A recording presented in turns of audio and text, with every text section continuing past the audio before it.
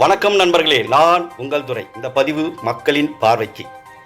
நேற்றைய தினம் சட்டப்பேரவையில் உரை நிகழ்த்தாமல் ஆளுநர் வெளியேறினார். அதுதான் முழுக்க தலைப்புச் செய்தி.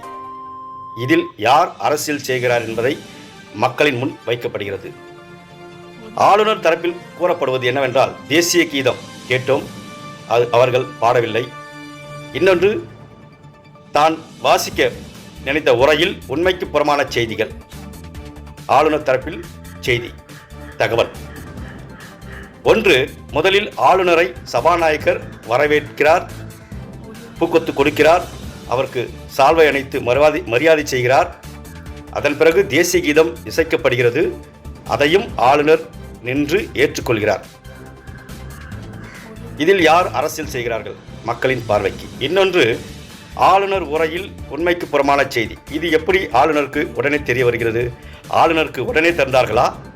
ஆளுநருக்கு முதலில் இந்த செய்திகள், இதை தான் நீங்கள் வாசிக்க வேண்டும் என்று முன்பே அனுப்பி வைத்திருப்பார்கள். அதை அவர் பார்த்து அதற்கு அவர் ஒப்புதல் தந்த பிறகுதான் அச்சிடப்பட்டு அதை தான் ஆளுநர் கையில் மறுபடியும் தந்திருப்பார்கள்.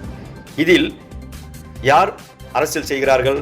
ஆகையால் ஆளுநர் அரசியல் செய்கிறாரா, இல்லை ஆளுநரை வைத்து அரசியல் செய்யப்படுகிறதா என்பதை மக்கள் புரிந்து கொள்ள வேண்டும்.